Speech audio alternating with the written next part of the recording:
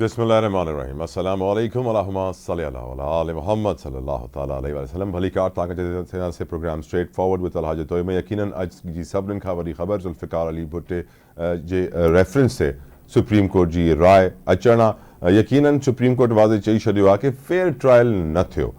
Fair trial छो न थियो, सिस्टम में कहिड़ा लूप होल्स आहिनि, कंहिंजे करे जेको आहे इहो फेयर ट्रायल न थी सघियो, कहिड़ा कहिड़ा माण्हू एक्टिव हुआ, who is to be held responsible, खोड़ अहिड़ा सवाल आहिनि जंहिंजा जवाब अञा ताईं कोन आया आहिनि। यकीनन सुप्रीम कोर्ट हिकिड़ो वॾो क़दम त खयो आहे, पर it's just the first step. अञा जाम अहिड़ा स्टेप्स थियणा आहिनि जंहिंखां पोइ असुल इंसाफ़ थींदो। असांखे ख़बर आहे कि हिन राय जे अचण खां पोइ, फ़ैसिलो नथा चई सघूं, हिन राय जे अचण खां पोइ शहबाज शरीफ़ साहब चयो त नई तारीख़ रक़म थी वई आहे। बिलावल भुट्टो ज़रदारी साहब चयो कि हाणे हिन फ़ैसिले सां पाकिस्तान तरक़ी कंदो, माण्हुनि वटि इंसाफ़ जे लाइ हिकिड़ी उम्मीद जी किरण इंसाफ़ जी हाणे वरी जागी वई आहे। पीटीआई वारनि चयो कि justice delayed is justice denied, यानी हाणे एतिरनि सालनि खां पोइ तव्हांखे इंसाफ़ थो मिले, 44 इयर्स खां पोइ, वो कहिड़ो इंसाफ़, छा जो इंसाफ़, नाले जो इंसाफ़, दिल बहलाइण लाइ ख़्याल सुठो आहे। डिस्कशन करदासीं। मेरे साथ इस वक्त मौजूद हैं, किसी तारुफ के मोहताज नहीं है, माहिर कानून है, बहुत सीनियर लॉयर हैं पाकिस्तान के, आबिद जुबैरी साहब। Thank you so very much sir, आपने अपना कीमती वक्त हमारे लिए निकाला। आबिद जुबैरी साहब, हम काफ़ी वक्त से ये नैरेटिव सुनते आए थे सर पीपल्स पार्टी की तरफ से कि it's a judicial murder, Zulfikar Ali Bhutto का जुडिशल मर्डर किया गया है, कत्ल किया गया है, और आज अदालत ने कह दिया कि ये कत्ल नहीं है। और यकीनन आपकी नज़र में सर अब ये जो जुडिशल मर्डर वाला नैरेटिव था वो दफन हो गया, या फिर आज भी लोग इसको जुडिशल मर्डर ही समझेंगे, हमेशा लोग इसको यही समझेंगे? बिस्मिल्लाहिर्रहमानिर्रहीम। देखिए, बात यह है कि जो जो शहीद भुट्टो साहब का ट्रायल था उस पर बड़े सवालात थे कि ये इंसाफ की तराजू पर मबनी नहीं था। लेकिन आपको एक बात याद रखना चाहिए कि ये जजमेंट थी, ये 4-3 के फैसले से आई थी। 3 लोग माइनॉरिटी में थे उसमें जिन्होंने उन भुट्टो साहब, शहीद भुट्टो साहब को एक्विट किया था। लेकिन एक बात और हम सबको याद रखनी चाहिए कि जब इसकी रिव्यू आई, वो इन 7 के 7 जजेस ने वो रिव्यू डिसमिस की, और यही बात आज इन्होंने लिखी भी है उसमें, अगर आप देखें वो ऑर्डर आपके पास होगा। तो देखिए, जब रिव्यू में उनका ग्राउंड नहीं है, और देखिए, और रिव्यू में कम से कम ये तो होना चाहिए था कि एक स्प्लिट डिसीजन था तो सजाए मौत को कम्यूट कर देते अगर उसमें उम्र कैद में या कोई और कैद में, तो ये चीज भी नहीं हुई। तो देखिए, अब उन्होंने एक मेजॉरिटी जजेस ने कहा कि जी फैसला हमारे हिसाब से ये इन्होंने जुर्म किया उसकी सजा उनको दी गई। माइनॉरिटी ने कहा नहीं, ये इनके खिलाफ जो शहादतें हैं वो काफी नहीं है कि उन पर इनको सजा मिल जाए, और उनको एक्विट किया। मतलब 3 जजों ने कहा कि इनका तो बनता ही नहीं है।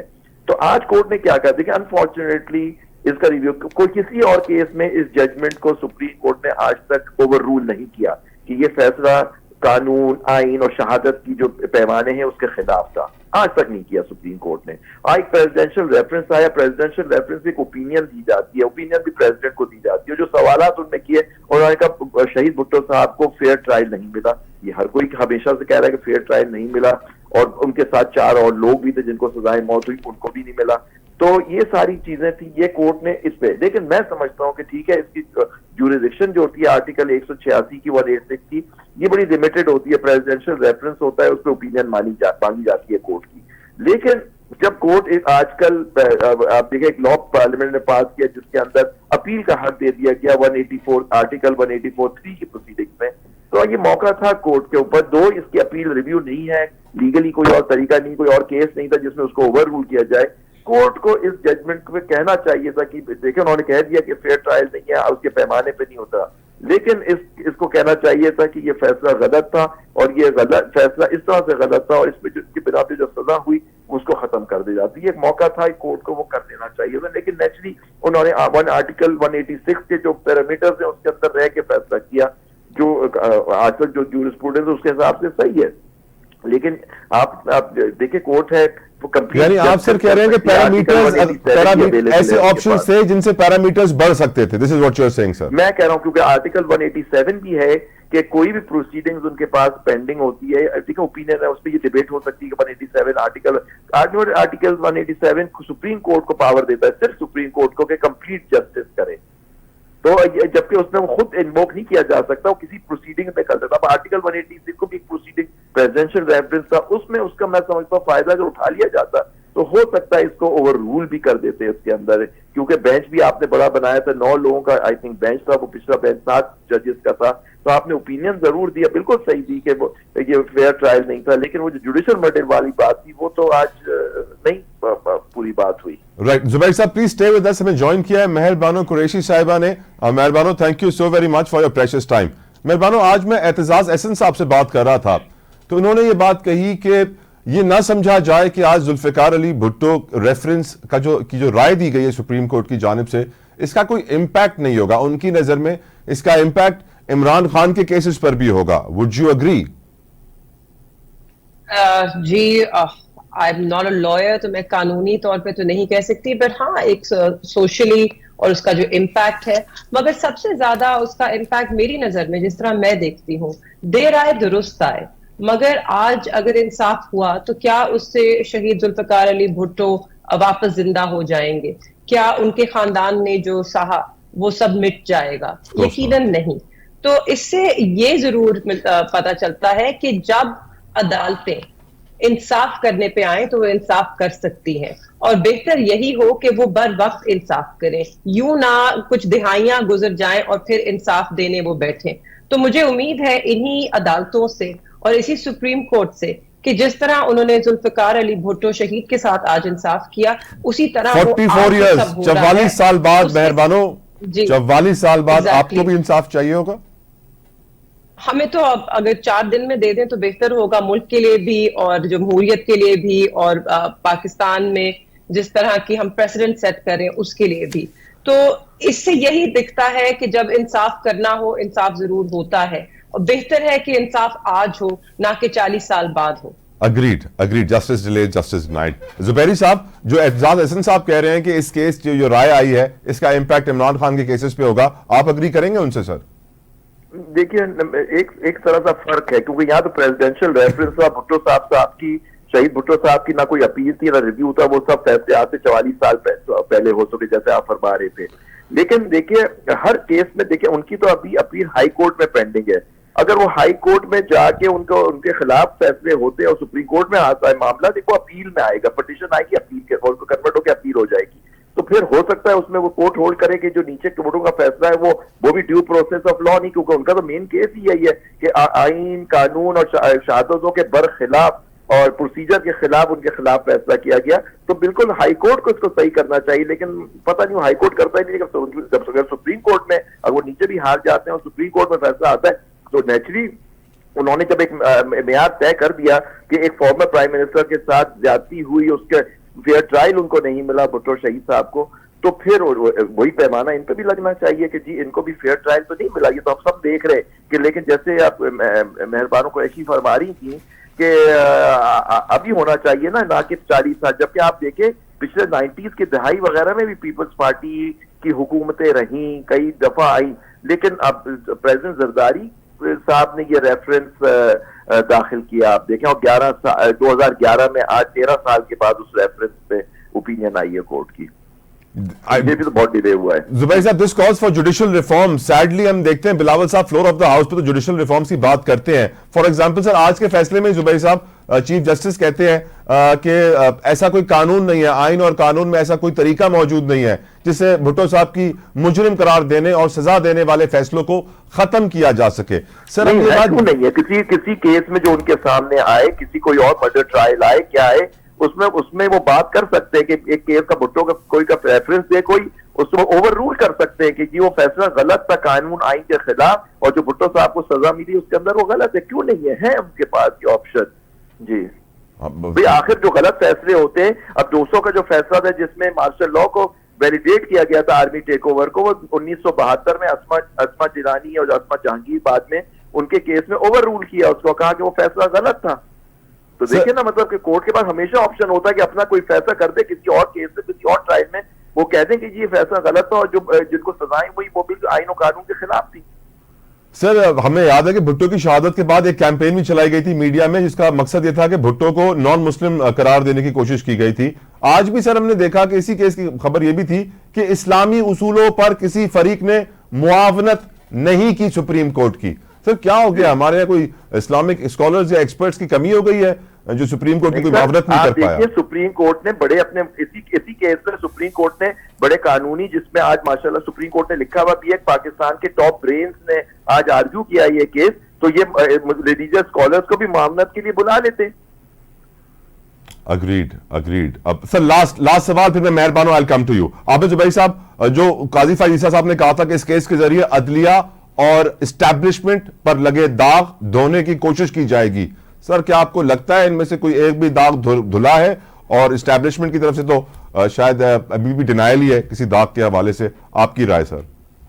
सर मैं तो नहीं समझता कि हमारे इतने धब्बे लग चुके हैं हमारे कानूनी और हमारे एस्टेब्लिशमेंट और सब पे ओवर द ईयर्स, वो इतने आसानी से धुल जाएंगे। लेकिन शुरुआत जरूर होनी चाहिए, कोशिश ये होनी चाहिए कि आप फैसला करें वो कानून आइन के खिलाफ से, और कोई बायस ना हो आप में। आप आइन और कानून के हिसाब से अगर आप फैसले करेंगे, अल्लाह को हाजिर नाजिर जान के कि आप अल्लाह के नायब बन के बैठे हैं, तो जरूर फैसले अच्छे आएंगे। आमीन। I completely agree. Thank you Abid Zubairi साहब फॉर योर प्रेशियस टाइम। यकीनन आपने हमें अच्छे तरीके से समझाया कि सुप्रीम कोर्ट के पास ऐसे कवानीन मौजूद थे, ऐसे पैरामीटर्स इससे बढ़ जाते और डिफरेंट किस्म का फैसला आ सकता था, लेकिन सुप्रीम कोर्ट ने वो रास्ता इख्तियार नहीं किया। अब ऑफ कोर्स हम जानते हैं इमरान खान साहब की मुलाकात मीडिया कुछ लोगों से जेल के अंदर, बड़ा इंपॉर्टेंट मैसेज उन्होंने दिया जो हम डिस्कस करेंगे मेहरबान कुरैशी साहिबा से। वो फरमाते हैं मखसूस नशिस्तें किसी और को देकर जमहूरियत की नफी की गई है। इतवार को धांधली के खिलाफ पेशावर में बड़ा जलसा होगा, एहतजाज होगा, और ये धांधली इलेक्शन कमीशन ने की है, निगरान हुकूमत ने की है, किसी तीसरी कुव्वत ने नहीं की है। 9 मई के मुल्जिमान को कड़ी सजा मिलनी चाहिए, जुडिशल कमीशन बनना चाहिए 9 मई के ऊपर। गुलामी कबूल नहीं करेंगे, गुलाम कौम तरक्की नहीं करती, हमारी पार्टी फौज के खिलाफ नहीं है। मेहरबानो साहब, आखिरी जुमला बहुत इंपॉर्टेंट था। जी बिल्कुल, हमने तो हमेशा से यही मौक़िफ़ रखा है कि हमारे ही इदारे हैं, वो हमसे हैं, हम उनसे हैं। हम किसी इदारे के खिलाफ नहीं, ना कभी हमने किसी इदारे के खिलाफ बयानिया बनाया। 9 मई का जो सानिया है वो देखिए, हम पहले दिन से हमारा यही मौक़िफ़ रहा है कि हमारा पार्टी से क्या उससे कोई लेना देना नहीं था। हमारा जहां तक मानना है वो एक फॉल्स फ्लैग ऑपरेशन था, और वो सिर्फ और सिर्फ पाकिस्तान तहरीक इंसाफ को तोड़ने के लिए और उसे सियासी इंतकाम का निशाना बनाने के लिए किया गया। आज भी हम इंसाफ के मुंतजिर हैं। हमारे जितने भी लोग हैं वो अदालतों में पेश भी होते हैं, उन पे लातादाद FIRs हैं, जो वहां मौजूद भी नहीं थे उनके भी नाम FIRs में हैं। तो इसीलिए हम अभी भी कहते हैं आप एक जुडिशल कमीशन बनाएं, क्योंकि बिल्कुल इस तरह ना किसी फौजी तंसीबात को, ना हमारे शोहदा के मुजस्मों को, किसी चीज को भी नुकसान नहीं देना चाहिए। हमारी रियासत है, ये सब हमारे अपने हमारी तंसीबात है। ये रियासत का पैसा जहां लगता है वहां अवाम का पैसा लगता है, उसको नुकसान नहीं देना चाहिए है। हमने कभी इसमें यकीन नहीं रखा। हमने हमेशा पुरअमन एहतजाज किया। आपके सामने है, खान साहब को जब गोलियां लगी और जब लोगों को ये भी नहीं मालूम था कि क्या वो बच गए हैं या उनको ज्यादा खतरनाक तो नहीं है, तब भी हमारे लोग निकले और पुरअमन रहे। हमने कहीं ना आग लगाई, ना कोई गमला टूटा, ना कोई किसी पे कोई तशद्दुद हुआ। हम हमेशा पुरअमन रहे। तो हमारा तो यही मानना है कि ये हमारे खिलाफ साजिश की गई थी। तो हम तो चाहते हैं कि इसकी इन्वेस्टिगेशन हो और सच सामने आए, और जो लोग इसमें मुलव्विस हैं, जिन्होंने ये सब करवाया,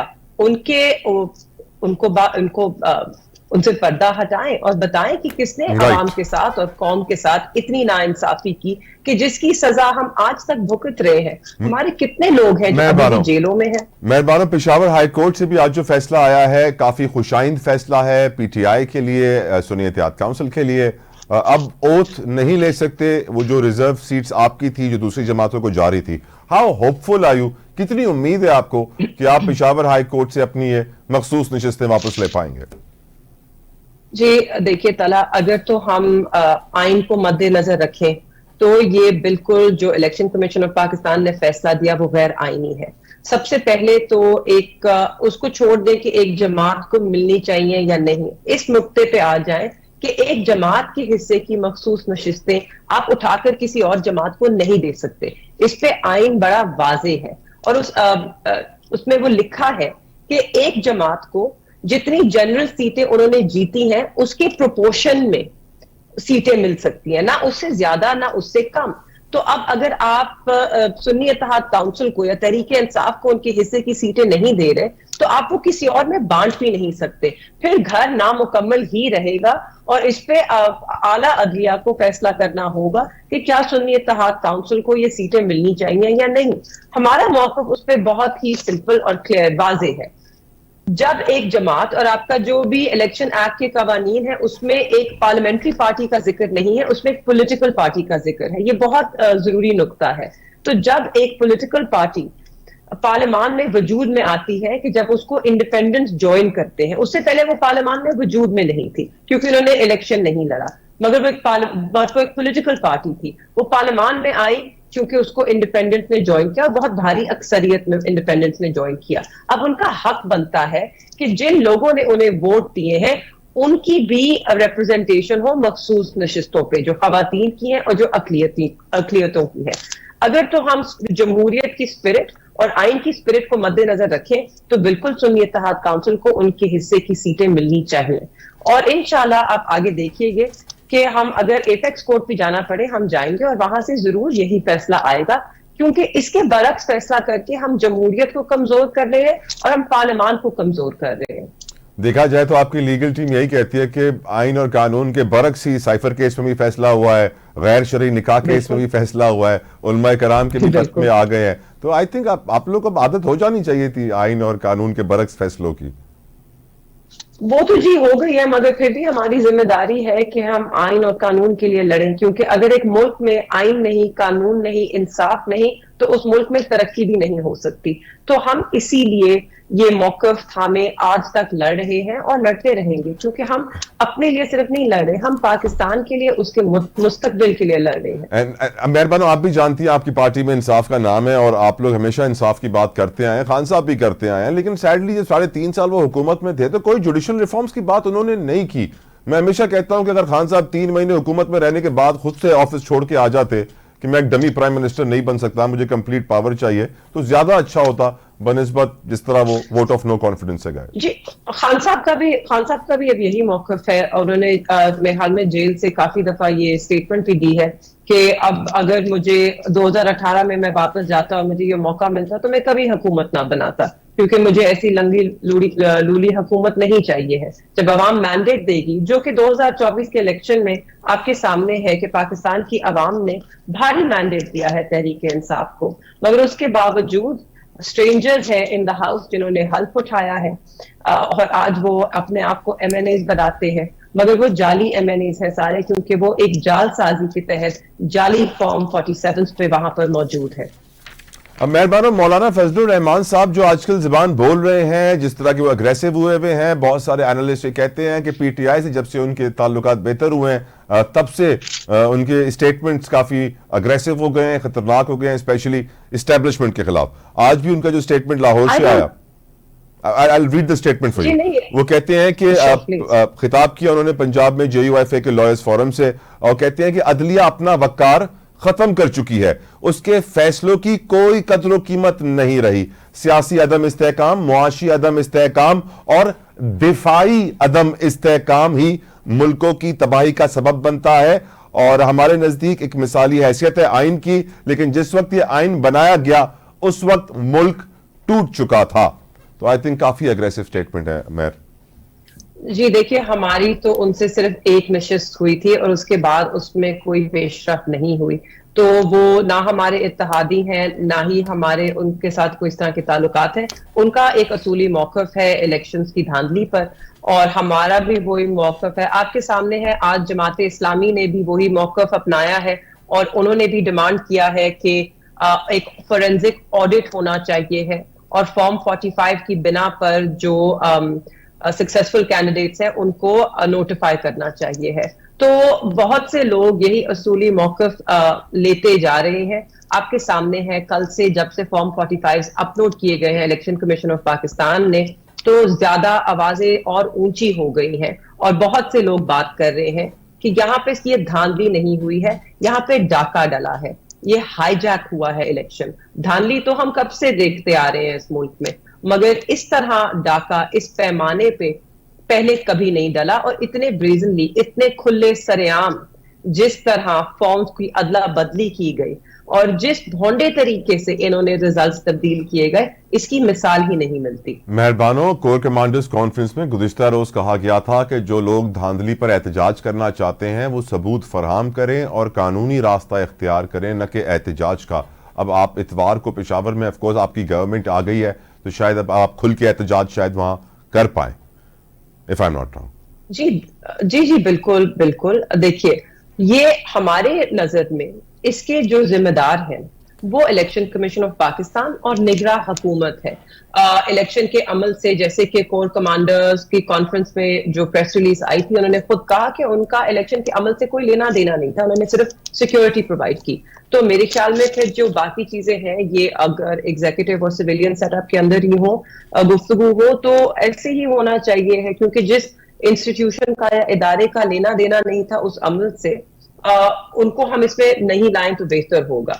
हम इलेक्शन कमीशन के पास बिल्कुल गए हैं, शवाहिद लेकर गए हैं, हमने आवाम के सामने भी वो शवाहिद रखे हैं, आप सबके सामने भी हैं, आप भी देख सकते हैं, आप भी एनालाइज कर सकते हैं। मेरा आखिरी सवाल, जब इतनी नाइंसाफी होगी तो बात तो होगी। Point taken. मैं सेनेट का हम जानते हैं अलविदा इजलास हो रहा है, रिटायर हो रहे हैं बहुत सारे सेनेटर्स, उसमें इरफान सिद्दीकी साहब फ्रॉम PMLN सीनियर जर्नलिस्ट भी रहे हैं। उनकी स्टेटमेंट में दो बहुत इंपॉर्टेंट जुमले आपके सामने रख रहा हूं। वो फरमाते हैं निगरां हुकूमत का किरदार खत्म करना होगा, नैब का किरदार खत्म करना होगा। सैडली जिन चीजों की मुल्क को जरूरत है उनके बारे में लोग तभी बात करते हैं जब उनका आखिरी दिन होता है, न कि पहला दिन। खैर, इरफान सिद्दीकी साहब नैब के लिए तो बहुत कुछ कहते रहे हैं, लेकिन ये वो ऐसी बुराइयां हैं जो जब तक खत्म नहीं होंगी मुल्क आगे नहीं बढ़ेगा। महर, आप लोग क्या ओपिनियन है इस बारे में? नहीं नहीं, बिल्कुल बिल्कुल। इन एन आइडियल वर्ल्ड एक निगरां हुकूमत नहीं होनी चाहिए, नैब की भी जरूरत नहीं होनी चाहिए। आपको अपनी अदालतों को इतना फाल बनाना चाहिए। नहीं, नैब की हमें जरूरत है, करप्ट ऑफिसर्स को पकड़ने की जरूरत है। ऐसा नैब नहीं चाहिए जो रिश्वत लेके छोड़ दे और प्ली बार्गेन लेके छोड़ दे। करप्शन बहुत है यहाँ पे महर। बिल्कुल है, मगर मैं कह रही हूँ आपको एक स्पेशल इदारे की जरूरत नहीं है। अगर आपके कवानीन मजबूत हो और आपकी इम्प्लीमेंटेशन हो उन कवानीन पे, और आपके कोर्ट्स इफेक्टिवली ऑपरेट करें, तो आपको दूसरे इदारे की जरूरत ही नहीं होगी। इस मुल्क में आपको निगरां हुकूमत की जरूरत क्यों पड़ती है? क्योंकि इलेक्शन कमीशन ऑफ पाकिस्तान को कोई इंडिपेंडेंट नहीं समझता, कोई उन्हें ताकतवर नहीं समझता, और किसी को जमहूरियत की मजबूती पे इस मुल्क में अभी तक यकीन नहीं है। अब हमारे पड़ोस में हिंदुस्तान है, हमसे 10 गुना बड़ा है, वहां पे बहुत बड़ी एक्सरसाइज होती है इलेक्शंस की, मगर आज तक किसी ने एक रिजल्ट को मुतनाजा करार नहीं दिया। वहां पे कोई निगरां सेटअप नहीं आता है। उनकी इलेक्शन कमीशन जो है वो इतनी फाल है, इतनी मजबूत है, उनके इदारे क्योंकि खड़े हुए हैं, उनके इदारे। मेहरबान, आप इंडिया की ज्यादा तारीफ कर रही हैं नेशनल टेलीविजन के ऊपर, ये बात काफी लोगों को पसंद नहीं आएगी। नहीं, ये देखिए, ये बात पसंद करने वाली है। हमारा पड़ोसी मुल्क है, उन्होंने जमहूरियत की एक मिसाल कायम की है। अब उनके वोटर्स इन लोगों को इलेक्ट करें और क्या वो पसंद करें, वो उनकी बिजनेस है। मगर जहां तक इलेक्शंस का और डेमोक्रेसी का सवाल है, it is considered the largest democracy in the world. Thank you Mehrbana Qureshi for your precious time. Jazakallah khair. Viewers, एक break था वठूं ताकि थे ना मंजो stay with us.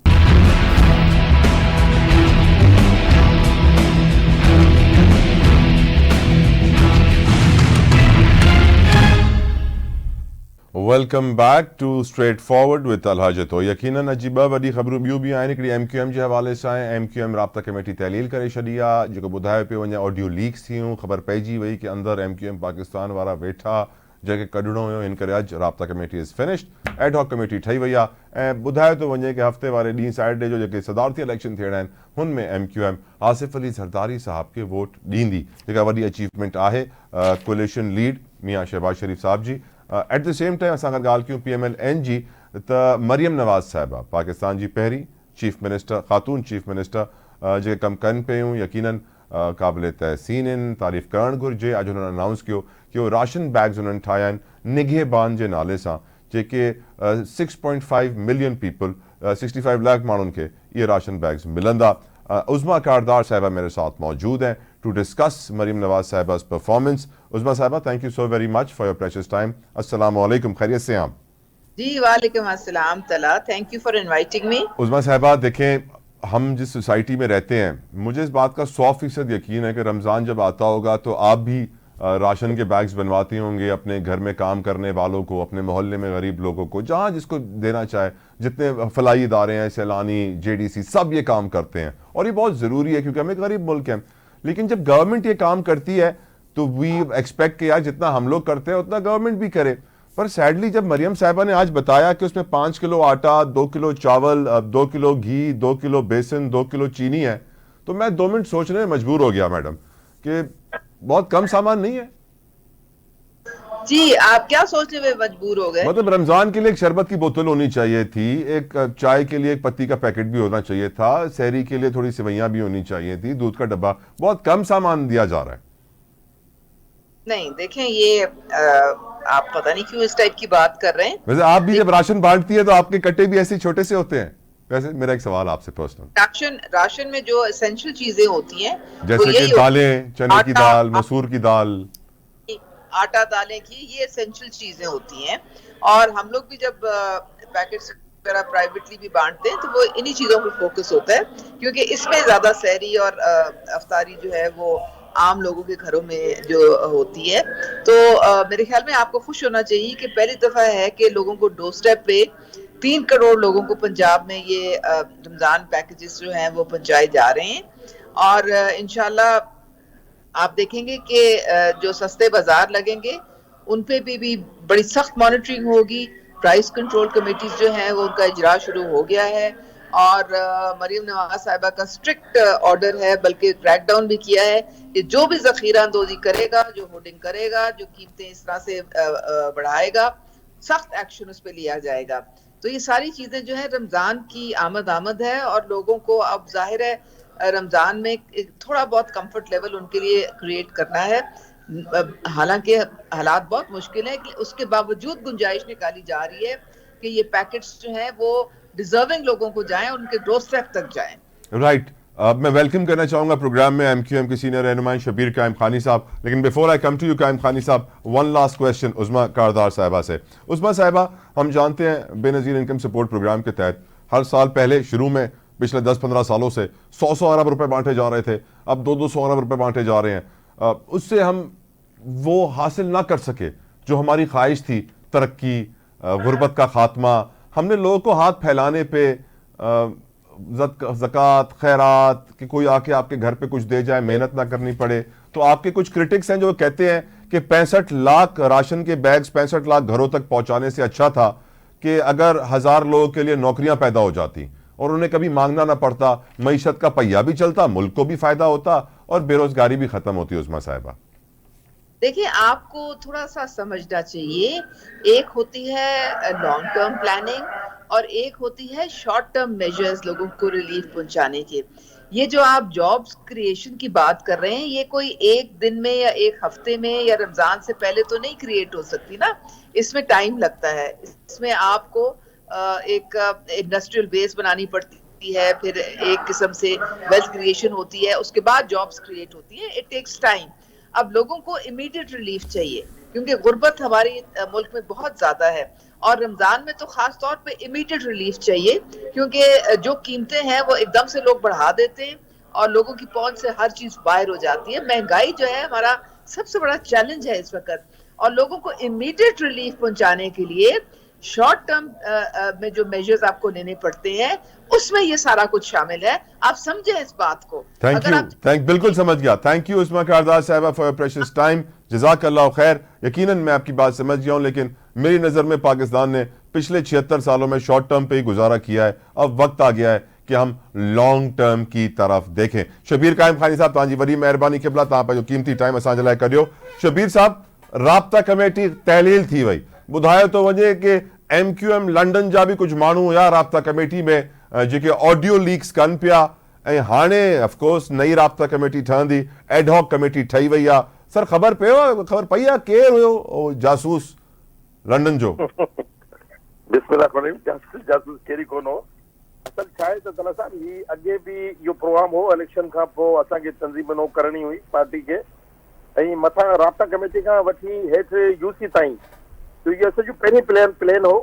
ऐं ही ख़ाली ही जेका ॻाल्हि लीक थी आहे या ऑडियो लीक थी आहे, हिन जे करे कोन थी वियो आहे। राब्ता कमेटी अॻे असांजो पहिरीं प्रोग्राम हो कि राब्ता कमेटी खे डिसॉल्व करे नए तरीक़े सां पोइ वरी वापसि राब्ता कमेटी ठाहींदा। वजह छा हुई अॻु में खां प्लान करण जी सर? वजह इहा हुई त राब्ता कमेटी जी नंबर घणा हुआ, वॾी राब्ता कमेटी हुई, हिन जे करे त मर्जर जेको थियो न MQM PSP ऐं ORC फारूक सत्तार साहब जी जेका पार्टी हुई ORC जो मर्जर थियण खां पोइ फारूक सत्तार साहब जी जेका मर्कज़ी कमेटी हुई, पाक सर ज़मीन पार्टी जी मर्कज़ी कमेटी हुई, MQM जी अॻे मर्कज़ी कमेटी हुई, त ही नंबर काफ़ी वधे विया आहिनि। तो राब्ता कमेटी जो वॾो हिकिड़ो हाई माण्हू चवनि था काइम खानी साहब हाणे PSP वारा वधीक रहिजी विया आहिनि, MQM वारा कटिजी विया आहिनि।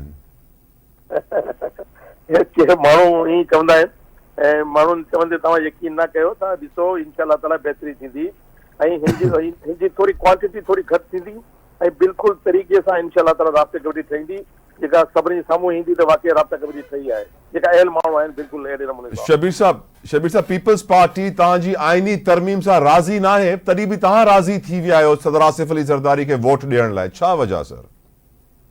न जेको आइनी तरमीम जेका तरामीम जे लाइ जेका MQM ॻाल्हि कई हिते आइनी तरामीम जेका आहिनि हुन मां पीपल्स पार्टी MQM जो को सुवाल ई कोन्हे, असल सुवाल त अवाम जो आहे न, अवाम जी जिन मां बहितरी थिए त इंशाअल्लाह ताला इहा ॻाल्हि तव्हां ॾिसो न, कुझु ॻाल्हि अहिड़ियूं हूंदियूं आहिनि जेका मीडिया ते ईंदियूं आहिनि, साम्हूं ईंदियूं आहिनि, कुझु ॻाल्हियूं अहिड़ियूं हूंदियूं आहिनि ॻाल्हियूं जेका नज़र न ईंदियूं वक़्तु नज़र ईंदियूं आहिनि, त तव्हां ॾिसो इंशाअल्लाह ताला असां त इहो ई चाहियूं था सिंध मां अमन थिए ऐं पाकिस्तान पीपल्स पार्टी हक़ीक़ी हिकिड़ी पार्टी आहे, MQM बि हिकिड़ी पार्टी आहे ऐं ॿिन्ही खे ज़ाहिर MQM घणी पार्टी ज़्यादा हिन जा मुफ़ादत सिंध सां वापसि आहिनि ऐं पाकिस्तानी पीपल्स पार्टी जी हुकूमत आहे हिते, त गॾिजी कमु कयूं, सिंध जी ख़िदमत कयूं, सिंध जे ग़रीब आवाम जी कयूं, उहा वधीक बहितर आहे त हिक ॿिए खां असां गोलाबारी कयूं या हिक ॿिए सां को मुखालफ़त कयूं, हिन मां अवाम जा मसइला हल कोन थींदा।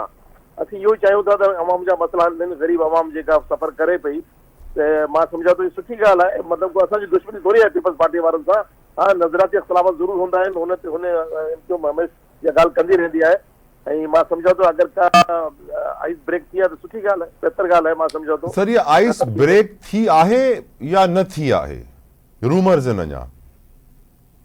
मां सम्झो त जिते वॾनि जी ॻाल्हि थी आहे, वॾा वेठा आहिनि त यकीनी तौर ते का ॻाल्हि हुई हूंदी। MQM खे बि एतिरो शौक़ु न आहे ऐं MQM बि एतिरी हल्की पार्टी न आहे त ॿिए कंहिं ॻाल्हि मञे वेही रहे, कुझु न कुझु ॻाल्हि ज़रूर थी आहे, उहो वक़्तु अचण ते तव्हांजे साम्हूं नज़र ईंदी। यानी वी कैन एक्सपेक्ट काइम खानी साहब के अचण वारे वक़्त में इहो बि थी सघे थो कि सिंध हुकूमत में बि MQM शामिल थी वञे, एतिरी कुर्बतूं वधी वञनि, प्यार मोहब्बत इश्क वारा ॾींहं अची वञनि सर?